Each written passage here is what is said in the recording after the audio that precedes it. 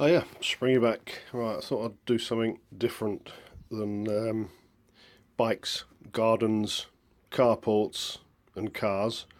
So a little bit of a music, guitar, bass project that I've just managed to pick up.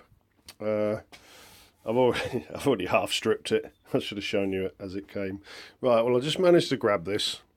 It was pretty much a bargain. We hope. Time will tell. Okay, it's yeah, there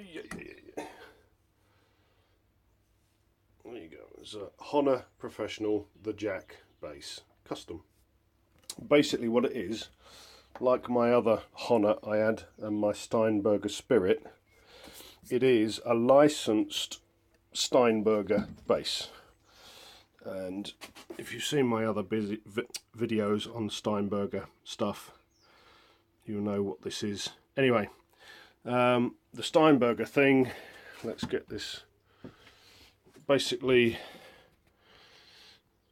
is a headless bass. There's no tuning keys at the end of the neck. Now I've already taken the bit that makes the strings captive off of that end and lots of other bits. So yeah, basically there's no headstock. All the tuning is done at this end with these little gears, and this is the Steinberger licensed bridge system. Ned Steinberger back in the 80s.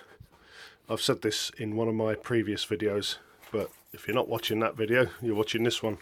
Ned Steinberger was not a musician, not a guitarist, but he was into design, and somehow he got into designing guitars and basses, and he came up with this system of tuning so you don't need a headstock, and also it's funky looking, it's different.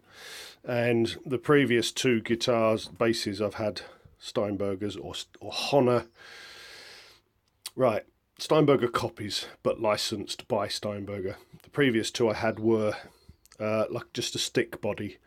If you look at some 80s Rush videos with Geddy Lee, he would play one. Tears for Fears, bass player, singer from that, had a stick bass. They called it it was an L2. If you can find one of those, they were made of graphite. So it's basically a graphite bass like this, all made of graphite with this system on it. They go for £3,000 or £4,000. But fortunately, in sometime later on, Ned Steinberger licensed the manufacture of maple bodied and necked basses with the Steinberger system. So anyway, that's a bit of history about it. As I get further into this, we'll explain how this all works. But anyway, waffle apart, I've just picked this up. It was cheap as chips. I've never owned a jack. I've owned the other stick bass ones before, but they had an inherent problem, which is in a couple of my previous videos, in that the nut, the strap button, come on Springy, get yourself together. The strap button on the other type is there. I modified mine, made a little arm, because what it does is having the strap button in that position throws the whole bass guitar, my feet, that way. So you've already got a long scale bass, 24 frets, and then it throws it to your left if you're playing a right-handed bass. And it's quite uncomfortable, quite a long stretch. So we all go around modifying them. Anyway, the jack, Hohner jack, is a bass guitar shaped body, but with this tuning bridge system that I absolutely love. And saying it's a bass guitar shaped thing, it's tiny. It's absolutely tiny. It doesn't weigh a thing. It's not very thick. The other thing I do like about these, it's a through neck, which is a massive plus because I like through neck basses. Although my favourite bass I play at the moment is a Squier Jaguar short scale bass, which cost absolutely nothing brand new. But the disadvantage of a through neck is if you get any neck issues, you're pretty much buggered. Which brings me to the first thing I've just been tinkering with on this. First thing you've got to do with any new guitar or bass, if you're like me and you like to set them up, is check that the truss rod works. The truss rod lives inside the neck. It's a long piece of steel. It's got some threads on it and it's locked at one end and it's got a nut. This one's got a two-way truss rod, which enables you to bend the neck that way or that way.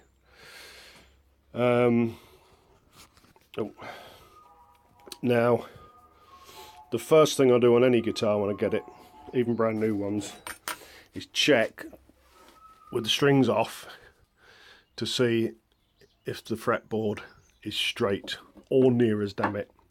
Now this, when it arrived, I just literally got home from work, unpacked it.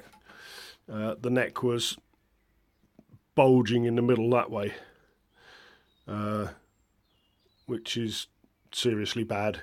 What you need is the neck straight with the strings off, and when you put string tension on it, you get just a little bit of curve by using the truss rod to tighten the neck. You put a little bit of curve at each end, a bow in the middle to allow your strings to oscillate at the 12th fret and this general area. Well, when I got it, the neck was that way. The saddles were all hanging out because somebody hadn't done this up. Anyway, we'll get into that later. So that's my first job. I'm looking to see if the neck's straight. Now I've been tweaking it with a 3mm Allen key. I'll show you that. I took the end piece off just for easier access. So we crank that right to make it bow forwards, we crank it left to make it bow backwards. Fortunately, the truss rod is working both ways on this, which is a relief, otherwise I'd have just thrown away 175 quid. So that's working. I have attempted to get it straight. I'm not there at the moment. What we're looking for is daylight between the fret and your straight edge, which there's a bit there, but I need a better, longer straight edge really. Having said that,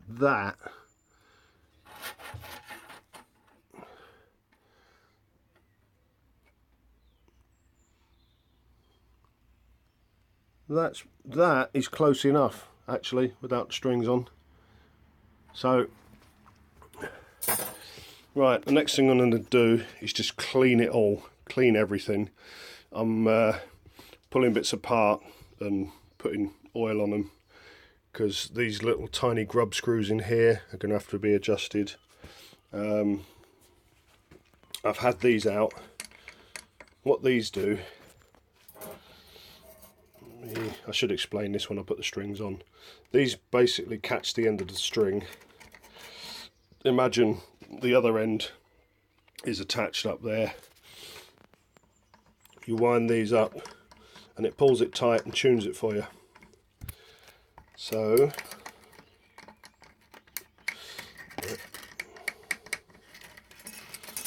and incidentally, I didn't get new strings for it, not yet. Just in case it had new strings on it, it didn't. They're not bad, and I've just boiled these in hot water for 10 minutes in a pan in the kitchen, which can bring your strings back to life if you haven't got any new ones to put on. So anyway, yeah, this end, basically what you've got is that, the threaded thing, the tiny washer. This clamp piece, which clamps the end of your string, That's the threaded end, and in between the two there is a spring in there, which you won't be able to see because, well, you might be able. Anyway, there's a spring in there, which I'll have to make sure I don't lose. So all I'm doing is cleaning these and putting some oil in. So I'll get that done, get this cleaned up, then I'm going to clean and oil the fretboard. The frets are decent enough. They don't need, at the moment, they don't need a level crown and polish. I'll ride with them as they are. Anyway, I'll be back once I've cleaned it and I can start putting things back on, and we'll see what happens when I put string tension on. Rightio, just playing with these saddles. 4 of these.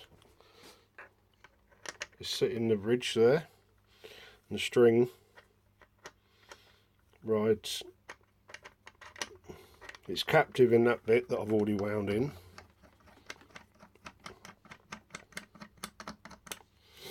The string then rides over the top of this saddle, and these 4 saddles all move that way to make so you can do your intonation, which I'll show you when we get there. And they also go up and down, so you can adjust the string height over the fretboard. Now these have in them 2 grub screws in each one to adjust the height up and down. I wound them all in. Luckily they're all free and there's no gnarly ones, so I shall get them in roughly in position. When they're all actually under tension and I've got the intonation correct and the string height correct, this little grub screw then pushes and it just traps them in. It was actually undone, which is why they were all hanging out when I got it. So I've got 4 of them to clean and go back in, like thus. And these will all sit in different positions depending on the intonation of the notes. And I'm going to put the captive end piece back on, try and get it on properly, because the last person to put it on didn't put it on properly. It was a bit out of line. That is actually the access for the truss rod adjuster. Just can't remember if I showed you. That socket, it's a 3mm socket, Allen head. And as you can see, somebody's actually had this headpiece in the wrong position at one time. Those little holes are the original positions at the bottom. So let's see if I can get that back on properly.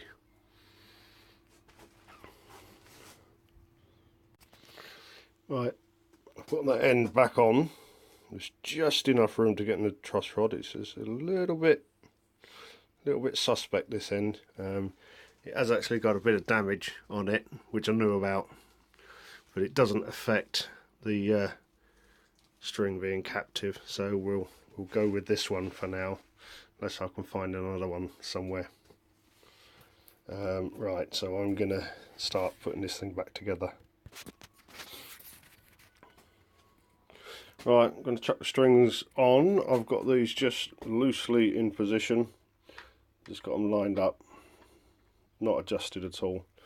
This is the double ball end string Steinberger thing. Most guitars will just have one ball on one end and then a loose end which you wind round the tuning peg. But these, black on black, I'm sorry, you can't see much. Slots in there.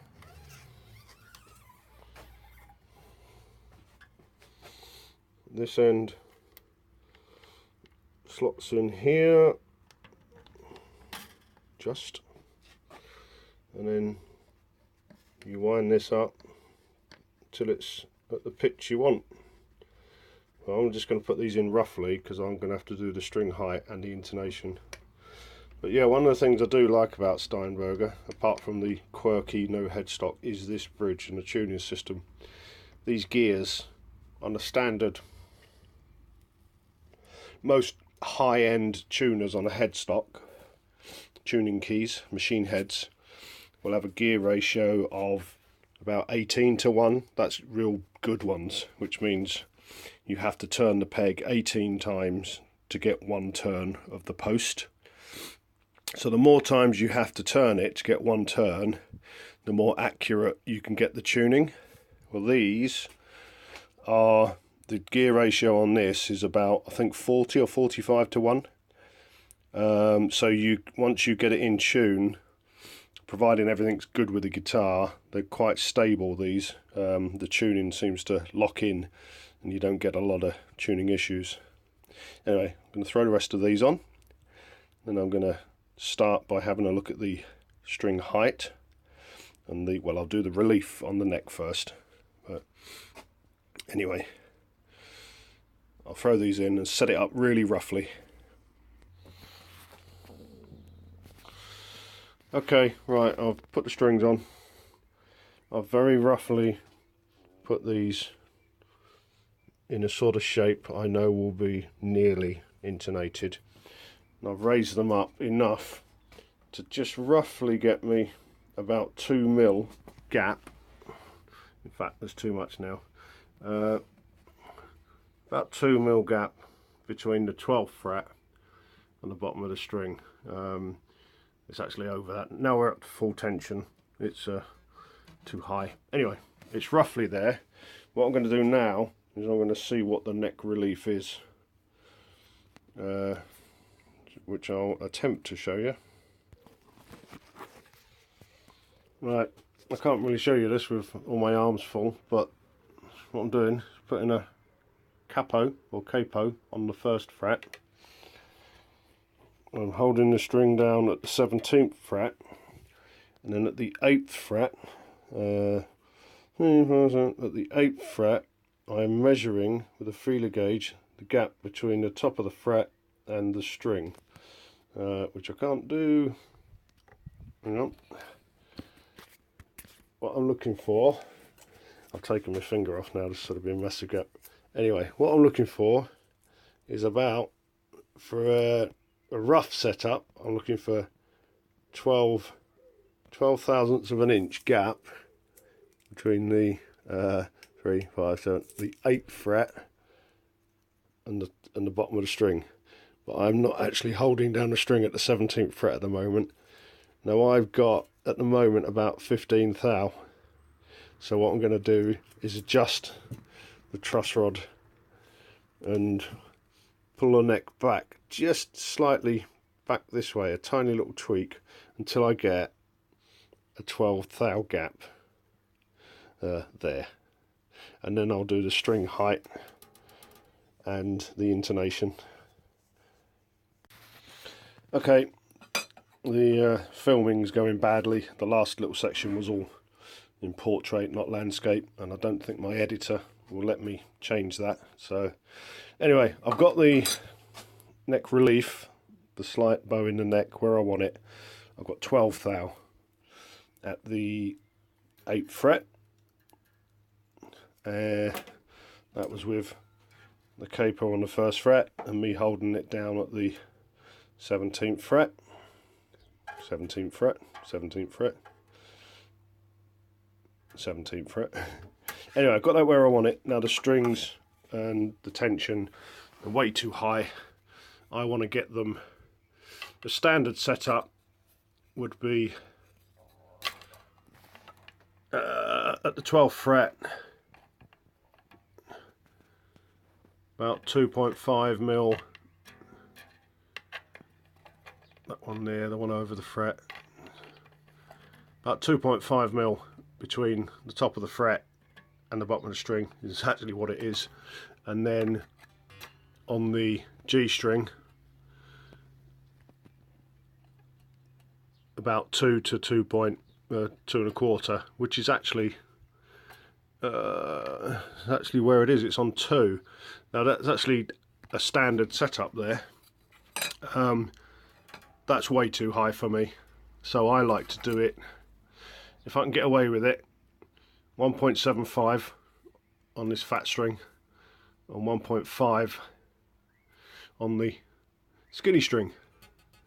Now my other basses I've got there but not all you can't do that on all basses because you might get fret buzz. So basically I'll set it as low as I can, and then I'll gradually bring it up until I get no buzz when I play the strings. In other words, when I'm fretting it, it's not touching another fret a bit higher up. So I'm going to try and adjust that now, see where we get to, and then we'll do the intonation. Well, buckaroo, I've managed to get the action really low.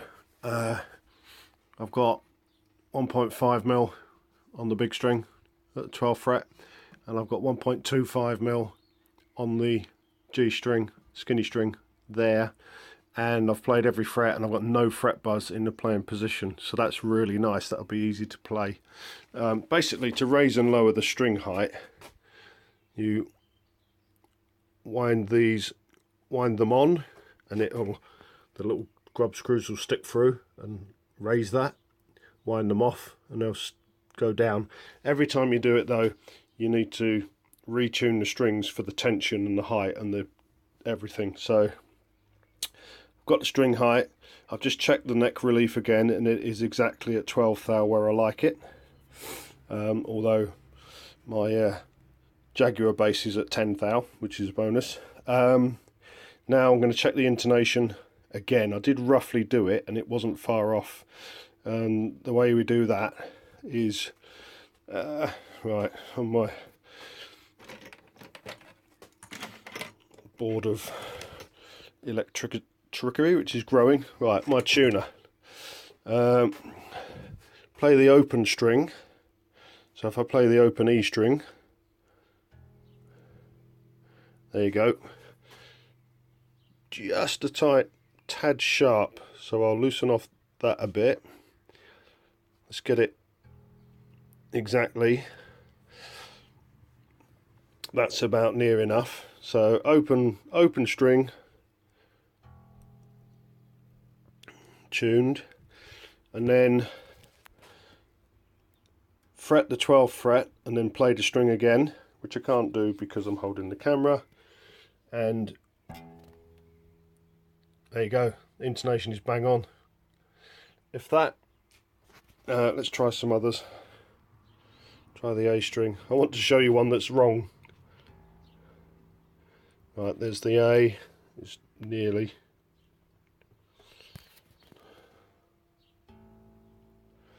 Right, I'm going to play it at the 12th fret. Oh, try again, springy. It's bang on. Right, okay, I'll explain the principle. If when you play it at the 12th fret, it's flat, that means your string is too long, and you have to move your bridge, your saddle forwards, just tiny increments, and you move your saddle forwards until, and you retune again, because when you move that forwards, it will make the string sharper. So you retune it and make sure that each open string and each string at the 12th fret is tuned exactly. If it's if the note is on the 12th fret is too sharp, you need to make the string flatter, which is longer, so the saddle goes back. If it's too flat, the string needs to go that way. Anyway, I'm just going to check the rest of it. It seems to be bang on now in all respects, and then I'll leave it overnight for it all to settle in. That neck might move, and then I'll check it all again tomorrow. But this wasn't supposed to be a video of me setting up a bass. The best thing to do if you want to know how to set up a guitar or a bass is not listen to me. If you go to Dave's World of Fun Stuff on YouTube, he's got hundreds and hundreds of videos of him setting up every single bass and guitar you can imagine. That's pretty much where I learnt it from. So I'll just get this sorted out, and then I'm going to have a look in the electrics, make sure everything's, well, I'm obviously getting a signal. This bass is active or passive. I don't really use active basses anymore. It just means that it's got power in the signal, boosts the signal. Can be handy in some situations, but I prefer the sound of a passive bass. Luckily on this it's switchable, so that's a bonus. Anyway, just going to check the intonation, check the setup again, and then I'm going to open up the electronics cavities in the back and just make sure everything's nice. There's a couple of screws missing, so, and we should be good to go. Unfortunately, I haven't got any of my amps at home, so I'm relying on the fact that the tuner's picking up this signal. I really should. What I might do is plug this in to that hi-fi through the auxiliary just to make sure I've got sound, and see if I need to clean any of these pots. Oh, forgot one thing. Pickup height. I like to set my pickups. There's no pole pieces showing on these, but I like to set the top of the pickup beneath the string at, well, it's 1/8 of an inch. I'm going 3mm, and what you do is hold the string down at the last fret, whichever, last fret, and then measure the height between the top of the pickup and the bottom of the string, and these little screws will allow you to adjust it up and down. So yeah, 3mm. I do mine evenly, so it's really a question of taste, how you like it. I set mine up 3mm below there, 3mm below there, and there, once holding that string as if you're playing it, so nothing touches. And then if you've got one pickup that's a bit quieter or whatever, you can adjust them up and down. If you have the pickups too close to the strings, it can distort, and there's other stuff goes on as well. So I'm going to set those and have a look in the back cavity, see what's going on the electrics front.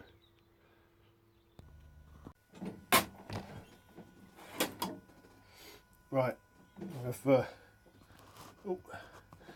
just stuck this through my hi-fi in the garage, through my pedal board into the hi-fi, just to check it out, and it would appear everything works. You can't see the switches.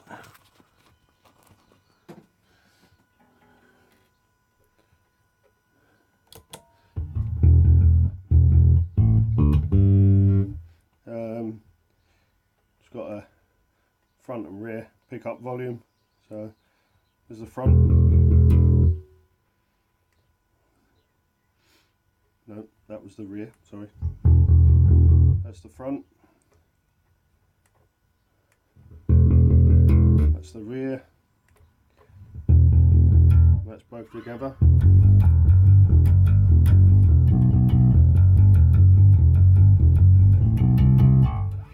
And the tone control is a stacked pot, treble, the little top bit's treble, the bottom bit's bass.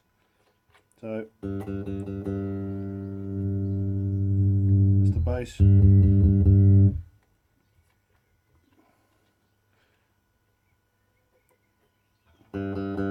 Treble.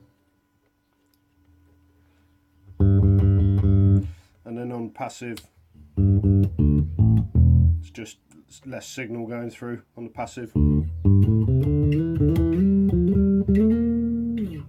it's the way I normally play on passive. But I'll chuck it on active because it's putting more of a signal through my amp.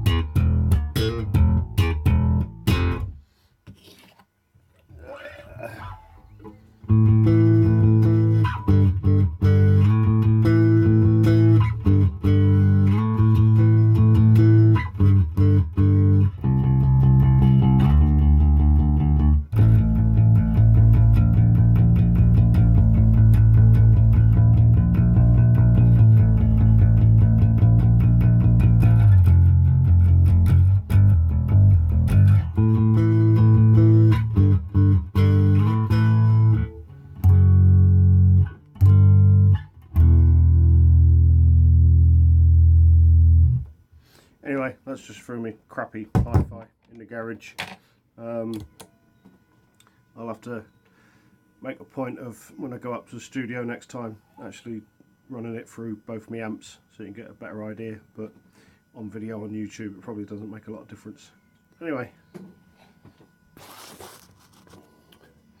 so that's the Hohner Professional The Jack Custom now in working order. I took the plate off the back, all the electrics are fine. Most of the screws were missing, so I had to improvise. These have got little captive nuts and little set screws in, as opposed to self-tapping. Anyway, that's sorted. I shall do a little bit more playing with cleaning it up, and then check out, see if these are strap buttons or normal. I think I'll have to get some more strap lock buttons for it. Anyway, I'm quite pleased with the result of that. It's bearing in mind, when I had it a couple of hours ago, 3 hours ago, the neck had a big bow in the middle. This was all hanging out. It was filthy. That was put on wrong, and it was just generally in a pretty poor state. But then again, I've got it less than half price what you'd pay for one that's up and running. So now this is probably worth up to, I don't know, 400 quid, but